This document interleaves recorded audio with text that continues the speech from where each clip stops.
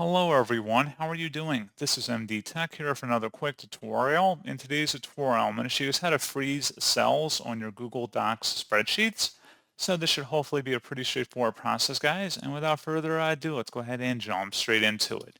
So all you have to do is select the cell, the row, or the column you want to freeze.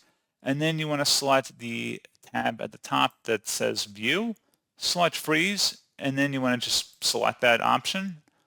And you want to select either the row or column here. So we're going to do column K and then select OK. And that's all you have to do. So pretty straightforward process, guys. And as always, thank you for watching. I do hope I was able to help you out. And I do look forward to catching you all in the next tutorial. Goodbye.